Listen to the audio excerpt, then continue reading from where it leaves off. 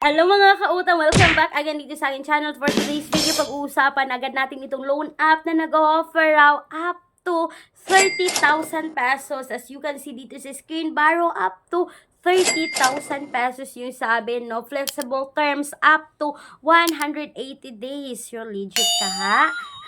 Legit kaya mga kautang, no, na 180 days. Sabi dito, benefit from high approval rates and low interest rate. At ito pa mga kautang, no, nagbabasa ako dito sa kanilang platform mga kautang. Ang sabi dito is the offer 1,000 to 30,000 pesos. Yung interest rate dito is 3.5% to 24% annual interest rate.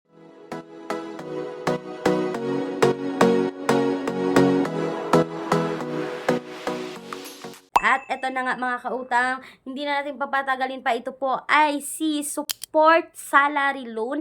Meron siyang mga kautang 4.8 star at 7K reviews sa Play Store. Mga kautang, not sure ako kung matagal na siya sa Play Store. Siguro matagal na siya sa Play Store pero binago yung name ng loan app na ito. Kasi ngayon ko lang nakita yung Support Salary Loan, kaya sinubukan kong utangan ang loan app na ito. At mga kautang, as usual naman, kapag tayo ay nag-install sa loan app is kailangan natin maglagay dito ng active mobile number at magsisend sila ng OTP code. At pagkatapos agad yan, ito na yung bubungad. At naging 20,000 yung offer. At ang sabi dito mga kautang, 0.06% per day at 120 days term. So mga kautang, wag agad mag-expect ha. Kasi alam naman natin, di ba? So masasaktan lang tayo kapag nag-expect tayo ng sobra. At ito na mga kautang, kailangan natin ilagay yung ating basic information, pagkatapos yung income information natin, yung document information, yung mga valid ID na pwede dito,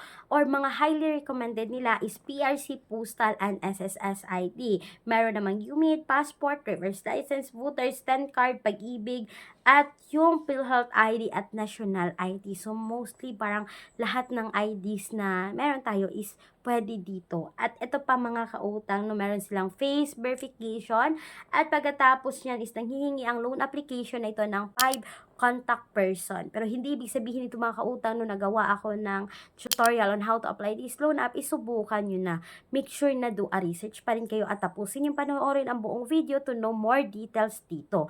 At pagkatapos yun mga kautang, no, kailangan nating maglagay dito ng pangalan natin. At pagkatapos dyan, yung transfer method. So, nanghihingi sila kung saan mo gusto i-disburse yung pera, e-wallet ba or sa bank. At pagkatapos yun mga kautang, sabi dito, congratulations, you have finished all the certification. At pagkatapos, explore our curative portfolio to top tier products with a 90% approval rate, apply now. So, nag-click ako dito ng apply to see ng kanilang details. So, mga kautang sa 30,000, naging 20,000 at naging 1,500.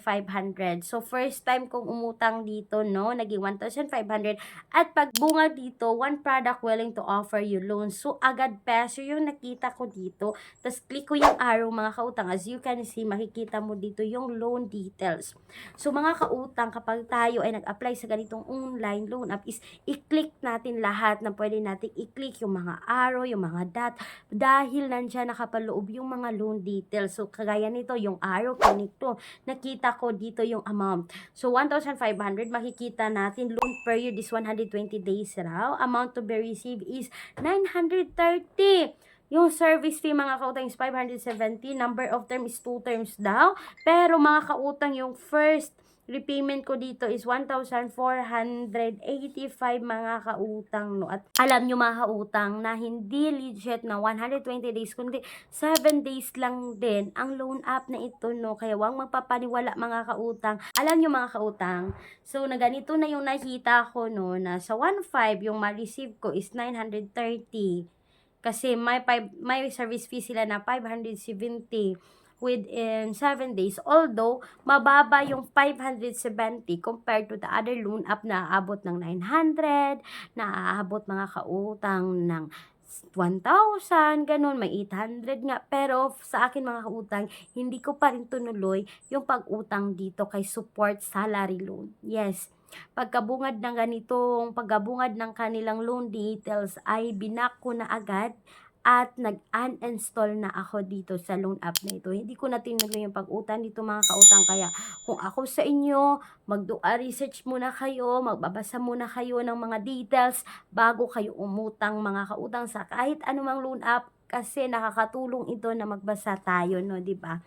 Kulang ang budget. Ang mahal ng mga bilihin. No problem. May solusyon tayo.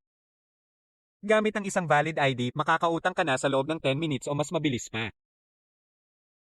Mag-apply ng loan kahit anong oras. Kahit gabi o kahit weekends or holiday. Maaaring i-check ang pinned comment sa video na ito, bisitahin ang link at mag-apply na.